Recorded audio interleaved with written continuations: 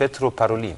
بتعكس هذه الزيارة التقدير لمواقف البابا فرانسيس إزاء الانفتاح على الحوار مع الدين الإسلامي والجهود التي يبذلها من أجل مكافحة الفقر والدفاع عن القضايا ذات الطابع الإنساني والتنموي، بالإضافة إلى مساعيه لوقف التدخل العسكري في سوريا، والتي تعد أهداف مشتركة بتفسح المجال بشكل أوسع لتوطيد أواصر العلاقات الثنائية على المستويين السياسي والديني عبر تفعيل الحوار مع الأزهر الشريف، فضلا عن توطيد العلاقات مع الكنيسة المصرية الأرثوذكسية عقب الزيارة التاريخية لقداسة البابا توادرس في مايو 2013. البابا فرانسيس الحقيقة كسر العديد من القواعد البروتوكولية في استقبال الرئيس السيسي، منها أنه هذه الزيارة تم تحديدها قبل موعدها ب3 أيام فقط، وده الحقيقة في عرف البروتوكولات الرسمية ما بيحصلش، بيبقى التنسيق قبل ذلك بكثير.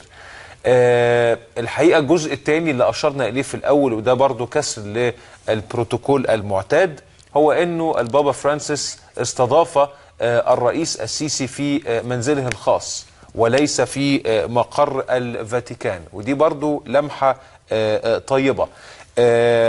هذه الزيارة وحرص الرئيس السيسي على هذا اللقاء الحقيقة دي رسالة مهمة جدا جدا جدا جدا للمجتمع الدولي، عشان لما يلاقي أنه رئيس دولة إسلامية كبرى، الدولة التي يعني تحتوي على منبر الإسلام الوسطي وهو مؤسسة الأزهر الشريف، حرصوا على لقاء بابا الفاتيكان، ده شديد الأهمية الحقيقة، ورسالة مهمة للعالم كله عشان يفهم قد إيه أنه الدين الإسلامي الوسطي الصحيح منفتح على الجميع، يتعاون مع الجميع، حريص على العلاقة الطيبة مع الجميع.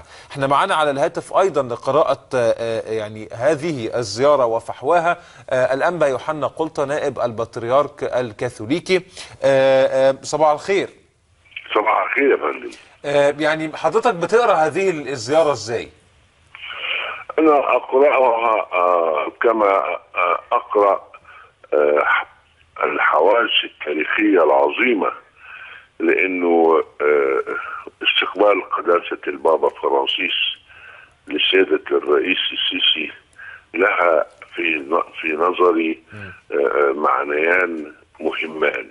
المعنى الأول مكانة مصر في العالم الغربي والعالم الحديث والقديم. ليتنا نحن مصريين ندرك كم هي عظيمة مصر في عيون العالم، بلد ليست عادية، لها حضارة ولها تاريخ.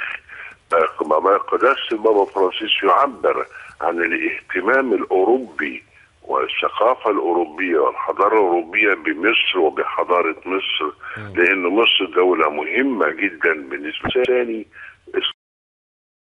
استقباله للسيد الرئيس السيسي له معنى عميق. فين الفكرة الأولانية اللي قالتها أوروبا، انقلاب ومش انقلاب وكلام من ده؟ تغيرت هذه الفكرة، فيريد قداسة البابا فرانسيس وتريد أوروبا أن تقابل سيادة الرئيس البطل العظيم اللي حمل مستقبل مصر بين يديه. تريد أن تعرف من هو هذا الشخص اللي خرج 30 مليون يطالبون بحضوره، اللي ضحى بكل شيء. ونيافتك يعني برضو لا ننسى أن الفاتيكان كانت أول دولة تعترف بثورة 30 يونيو كثورة وبالحشد الشعبي الذي كان متواجدا في شوارع مصر المختلفة.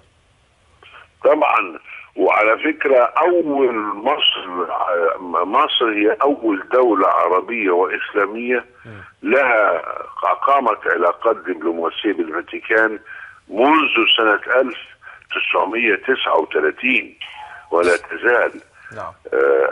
لمصر مكانة خاصة، والرئيس السيسي طرح أسئلة على عقول الغرب جميعا حول شخصه وحول هذا الدور العظيم الذي قام به.